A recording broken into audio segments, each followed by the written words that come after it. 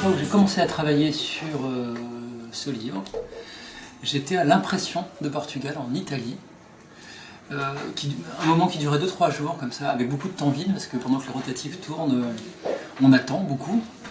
Et j'avais commencé dans le train à écrire un petit monologue sur un ressenti comme ça, passager. Je me suis dit, ah non, mais je veux vraiment essayer de garder cette sensation-là. Alors j'avais commencé à écrire. Et puis, comme ça, pendant plusieurs jours, j'ai pris du temps comme ça pour continuer à écrire en repensant à d'autres moments assez précis que j'avais en tête à cet instant-là. Et ce qui fait qu'assez naturellement, en rentrant chez moi, à la maison, je me suis dit quand même c'est curieux. Tous ces petits récitatifs, là, ils ont quand même des points communs assez précis, assez forts. Il y a peut-être quelque chose qui me travaille là-dessus en ce moment, des questions qui se posent sur lesquelles il faudrait essayer d'aller plus loin, d'approfondir. Et donc je ne me suis pas tellement posé la question de qu'est-ce qui allait se passer après Portugal, je me suis plutôt simplement préoccupé de ce qui se passait là dans l'instant, ce qui était très bien. Et puis après, le travail se met en route comme toujours, à la fois naturellement, bizarrement, par des chemins détournés, parce que même si sur l'instant j'avais l'impression que ce sujet-là était important, je l'ai un peu délaissé parce qu'il y avait d'autres choses à faire, et puis après je l'ai repris, et puis après, comme j'ai pas une méthode de travail très rigoureuse, je me suis retrouvé à prendre des notes dans plein de carnets de façon un peu brouillonne, insensée. Puis il a fallu remettre de l'ordre comme ça. Mais donc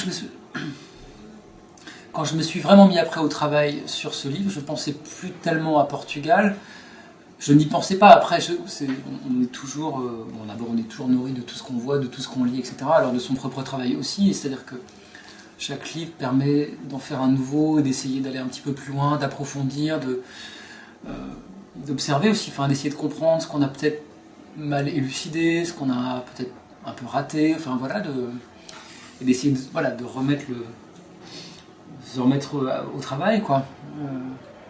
Voilà, ça se fait assez simplement finalement.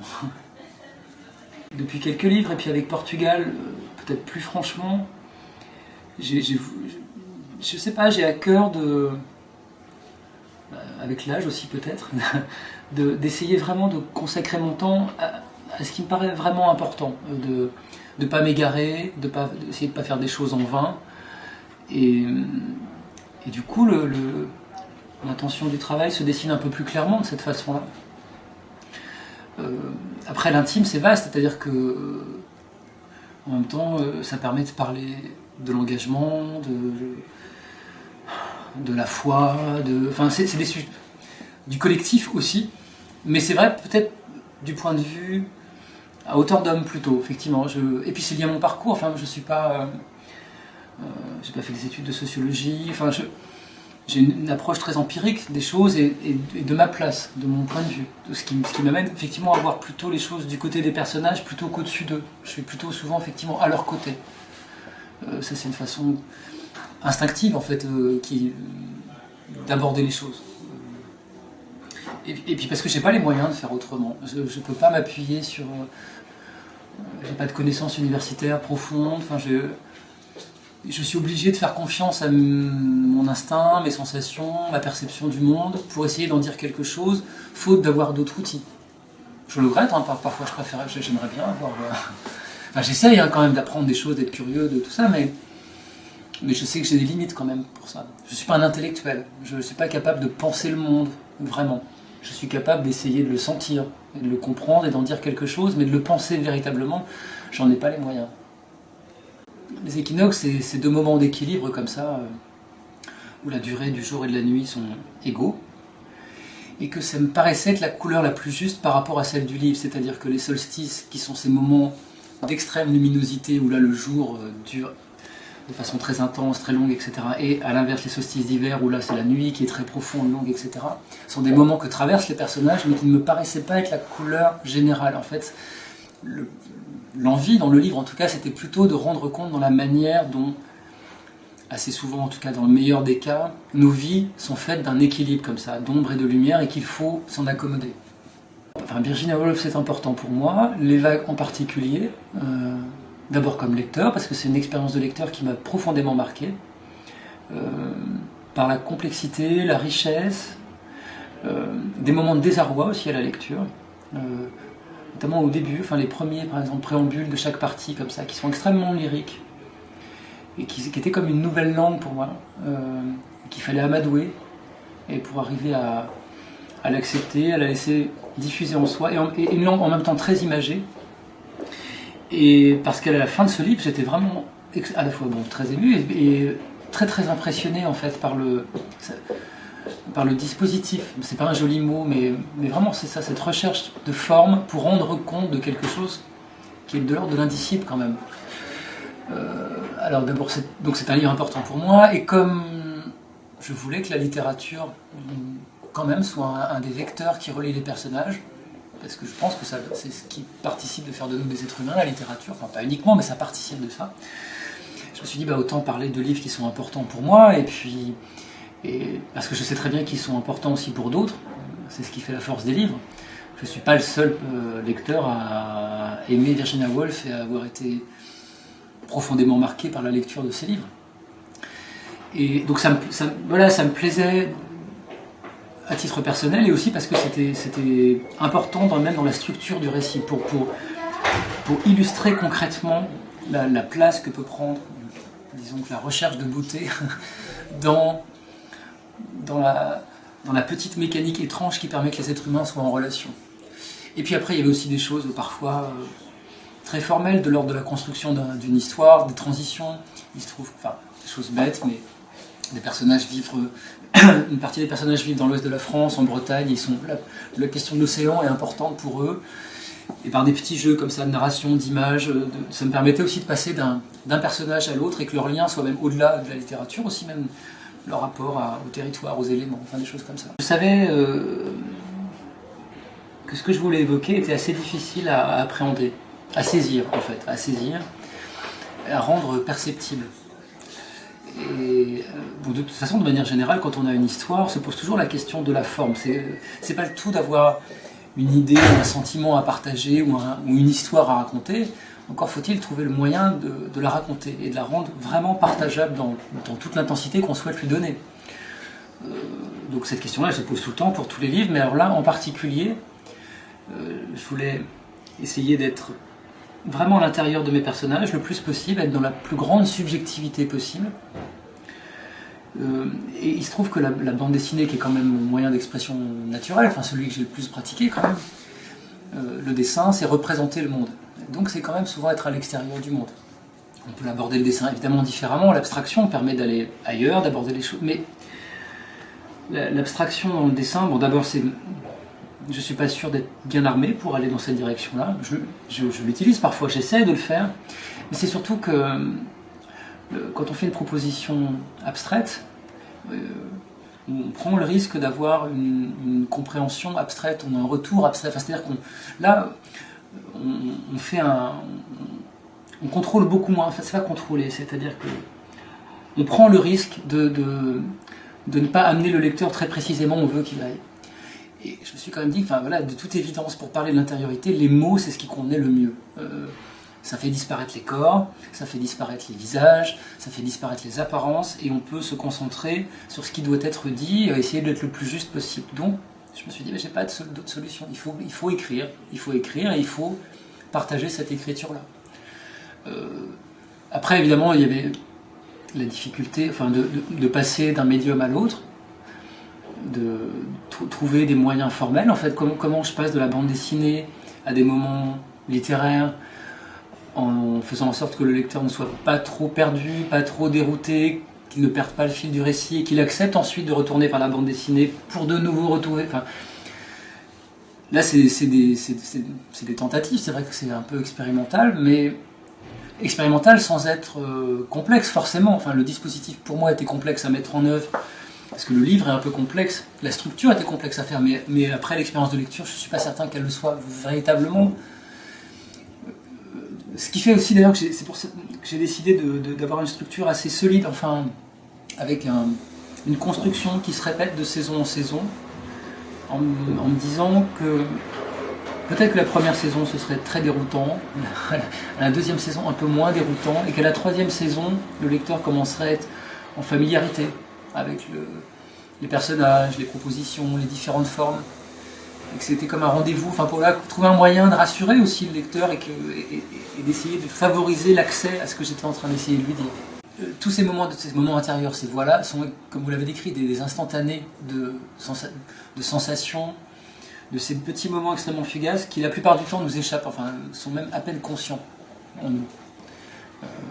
L'extrême déception amicale, par exemple, enfin, le total massive qu'on peut ressentir en un instant et puis qui disparaît la seconde d'après, c'est des choses auxquelles on ne prête pas forcément attention, mais qui nous traversent et qui nous font parfois vaciller. Et j'avais vraiment envie de parler de ça. Donc c'est instantané, donc évidemment la photographie est caractérisée par cela. En plus la photographie, elle préserve pour toujours un instant. Mais alors elle le préserve de l'extérieur. Alors quand elle est très forte, elle permet de rentrer dans l'intérieur aussi. Mais pour moi c'était comme une espèce de membrane, comme une porte d'accès, comme ça me permettait de passer de l'image en fixant quelque chose et du coup en rentrant à l'intérieur des personnages. Et c'est plus facile ensuite de ressortir d'ailleurs, c'est plus facile de partir de l'écrit pour retourner vers l'image, mais dans l'autre sens c'est un peu plus compliqué. Et puis voilà, en plus j'avais ce personnage de photographe, j'avais envie d'en parler, parce qu'un photographe il est mobile, il se déplace, et il est amené, enfin il peut en tout cas être amené à être en relation avec des inconnus, pas avec des anonymes, mais avec des inconnus. Donc c'était le personnage parfait pour faire ça, et en plus, grâce à Camille, je pouvais parler d'une autre forme de questionnement de soi, du sens de son engagement pour le coup artistique, personnel, de à quoi bon. Alors Camille se pose la question, à quoi bon faire des photographies, à quoi bon aller vers les gens, comme on peut se dire à quoi bon écrire des histoires, à quoi bon dessiner, à quoi bon faire des interviews, enfin voilà, à quoi bon. Ça me permettait de relier tous ces fils-là en fait. Cette dissonance entre l'intérieur de soi et l'extérieur de soi, je pense qu'on l'éprouve. On l'éprouve pas en permanence, mais on l'éprouve régulièrement. L'étrangeté de soi, l'étrangeté de son propre corps. Se voir dans une glace, c'est parfois une expérience étrange. Se dire, ah, je suis cet individu-là qui ressemble à ça. Alors qu'on se perçoit tout autre. Et d'ailleurs, ce qu'on perçoit soi-même n'est pas forcément non plus soi-même. Enfin, toutes ces questions-là se posent en permanence. Et elles sont mises en jeu en plus dans nos relations aux autres. Et ça, c'était vraiment au cœur du livre. Et c'est pour ça que, bon, de toute façon, quand on aborde une histoire, on fait des choix. C'est-à-dire qu'il y a des tas de moments de la vie de mes personnages que je n'évoque jamais. Évidemment, on passe notre temps à faire ça. Moi, je voulais me concentrer là-dessus, sur cette allée. Alors, c'est vrai que le dessin et l'écriture, d'avoir comme ça deux langages, deux moyens d'expression très clairement définis, qui par nature, en fait, sont soit à l'extérieur, soit à l'intérieur, c'était quand même, je crois, le meilleur moyen de parler de ça, de ce conflit ou de ce paradoxe entre quelque chose qui paraît infranchissable, l'accès à soi-même, l'accès aux autres, et le besoin irrépressible d'être en relation avec les autres. Parce que les êtres humains sont quand même caractérisés par ça, entre autres. Le personnage de Louis est un moyen d'explorer cette partie-là, enfin de la question de la transmission concrète, réelle. Je te transmets mon savoir, et tu en feras quelque chose qui permettra peut-être d'aller plus loin que ce qui m'a été permis d'en faire. Avec la caractéristique singulière que pour le personnage de Louis, en plus ce savoir n'est plus, c'est pas qu'il est plus opérant, mais il a plus de sens. Il savait faire quelque chose qui n'a plus de sens pour lui, mais il ne regrette pas un seul instant de l'avoir transmis et que quelqu'un d'autre en fasse quelque chose à sa place. Donc ça revient régulièrement dans le livre, après sous différentes facettes. Et puis, dans l'héritage, il y a, alors là, cette espèce d'héritage très vaste, c'est toujours un peu étrange d'en parler comme ça, mais l'héritage de l'espèce humaine. C'est cette idée qu'on contient, que chacun de nous contient les milliards d'individus qui nous ont précédés. En fait, c'est-à-dire que je suis assez convaincu de cette idée, qui peut paraître un peu étrange, mais qui pourtant me paraît vraiment tangible, qui n'est pas d'ailleurs une idée, comment dire, c'est pas ésotérique, c'est pas religieux, c'est autre chose, c'est vraiment presque de toute logique. Enfin, j'ai l'impression, intellectuellement, il est impossible de réfuter cette idée que nous sommes la somme de ceux qui nous précèdent. Et pourtant, j'ai l'impression que ça, c'est quelque chose qu'on oublie beaucoup, et qui nous nuit énormément. Enfin, cet oubli, j'ai l'impression que ça nous nuit énormément. Parce que cet oubli a des incidences dans la vie de tous les jours, enfin, dans l'action publique, collective, dans les combats que nous menons, dans notre rapport au monde. Et il ne s'agit pas tant de s'inscrire dans une histoire ou dans une tradition, c'est pas tellement ça, hein, c'est vraiment ne jamais oublier que nous sommes la somme de tous ceux qui nous précèdent. Parce que d'abord, ça rappelle comme une évidence que ce que nous sommes aujourd'hui a une incidence réelle pour demain, pour ceux qui viendront demain.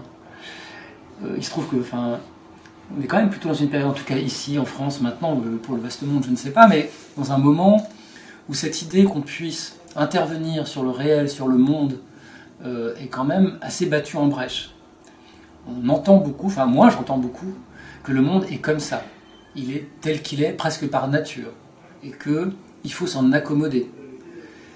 Il me semble que, si on mettons de côté toute forme d'idéologie, il me semble que c'est absolument faux. Le monde est tel qu'on le construit. Ça ne veut pas dire qu'on peut le modifier à sa guise et simplement. Enfin, il est quand même que le fruit de ce qu'on en a fait, quoi. Et ça veut dire qu'on peut le modifier. Et ça me paraît fondamental et ça me paraît très triste. Enfin, ça m'attriste énormément qu'on perde ce fil-là. Donc, c'est presque peut-être l'aspect le plus politique, en fait, de ce livre, mais qui est vraiment très souterrain, mais qui me tient à cœur, oui, vraiment. Je crois qu'il faudrait qu'on y pense tous. Après, on ne peut pas avoir une réponse uniforme à cette question, évidemment. Je sais bien qu'on est fait de contradictions, qu'on n'est pas tous d'accord, qu'on n'a pas tous envie de la même chose, qu'on n'a pas du tout tous envie de transformer le monde de la même façon. Ça, c'est évident, que ça crée des tensions, des rapports de force. Mais par contre, prétendre qu'on ne peut rien faire, d'abord c'est insupportable. C'est insupportable et c'est faux. Et c'est faux. Mais après, ce qui est plus compliqué, par contre, je trouve, c'est d'arriver à identifier, d'en tirer comme conséquence notre part de responsabilité. Ça, c'est beaucoup plus complexe. Parce qu'une fois qu'on a dit qu'on agit sur le monde, même de façon modeste, infinitésimale, parcellaire en tout cas, minuscule, la question directe, c'est je suis responsable de quoi alors? Et ça, c'est très difficile à appréhender, d'avoir une réponse univoque là-dessus. C'est-à-dire que je ne prétendrai pas que celui qui n'est pas militant est irresponsable et que celui qui est militant est responsable, par exemple. Je crois que c'est plus compliqué que ça. Et je ne prétendrai pas non plus de la même façon que tous les engagements se valent. Là-dessus, moi, j'ai pas de réponse préconçue. J'ai l'impression que la question, du coup, revient à une forme d'éthique personnelle, individuelle. C'est la réponse que moi, je me donne, en tout cas. Je laisse à chacun le soin de trouver sa réponse à lui, mais par contre, ça me paraît nécessaire de pas faire l'économie de cette question-là. Et c'est vrai qu'il m'est arrivé dans ma vie d'être très militant, politiquement même. Je le suis moins, mais pour autant, je me sens pas moins engagé dans la vie. Et je ne prétends pas d'ailleurs que mes livres soient des livres politiques ou engagés, mais c'est-à-dire que je me sens engagé dans la vie. Et ça me paraît important. Évidemment, c'est-à-dire que si ça ne m'intéressait pas, si ça ne me posait pas de questions, j'en parlerais pas. Donc, la question de la foi, bien sûr, me pose... ça me bouscule beaucoup. Je suis profondément athée. Et pour autant, je vois bien que, pour avoir rencontré des croyants dans ma vie, je vois bien qu'ils portent en eux quelque chose de fort, de puissant, qui n'est absolument pas, en tout cas dans le meilleur des cas, une réponse absolue à toutes leurs questions, qui ne leur épargne pas le doute, les incertitudes, l'incompréhension du monde d'eux-mêmes, etc., etc., etc., mais qui vient donner quand même un sens, une cohérence qui n'est pas évidemment exempte de contradictions, de conflits, de tensions, mais je vois bien que croire en Dieu, croire en l'au-delà et au pardon de nos offenses, de nos péchés, etc. Je vois bien que ça peut être très beau et que ça peut être une très très belle façon d'être en lien avec les autres présents, les autres passés et les autres futurs. C'est quand même une belle façon de le faire. Il se trouve que ça ne m'anime pas du tout. Donc moi je suis un peu comme le personnage de Vincent par rapport à ça. Je ne comprends pas, je comprends et je ne comprends pas. Mais je pense que c'est incompréhensible. Je le fais même dire au personnage, je pense que c'est comme si on n'a jamais été amoureux, on ne peut pas comprendre l'état amoureux tant qu'on ne l'a pas ressenti. Donc je me dis, je pense que la foi est incompréhensible tant qu'on ne l'a pas éprouvée. Mais c'est de même nature, je pense que c'est pas très éloigné. Un personnage qui dit ça, un personnage qui chante au milieu d'un chœur, Oui. comme ça, où il dit que ils sont leur somme de leur voix, que toutes sont singulières et en même temps ils forment un tout plus grand qu'eux. On peut dire ça de beaucoup de choses finalement, des moments comme ça de retrouvailles collectives. Quand ça se passe bien, c'est ça, c'est qu'on reste soi-même et en même temps on parvient ensemble à faire quelque chose d'encore plus grand que nous-mêmes. Et c'est assez beau quand on y arrive. C'est ce qu'on vise, quoi. mais bon, c'est rare, c'est rare. Quelque chose comme ça, c'est-à-dire effectivement les personnages dans le livre, moi je pense qu'on est très près d'eux, et en même temps, on sait à la fois beaucoup de choses d'eux et très peu de choses, et c'est comme si chacun d'eux était une petite une touche de couleur, et le livre essaye de montrer que l'ensemble de ces couleurs raconte encore autre chose qui les contient, et qui est encore une espèce de transcendance d'eux-mêmes, quoi, c'est-à-dire que ça peut paraître prétentieux de dire ça, mais c'est essayer d'être tout près des personnages, des êtres humains, pour parler de l'ensemble, pour parler du genre humain. Enfin bon, avec modestie, en 300 pages, donc en se donnant des limites, évidemment, mais c'est un peu ça,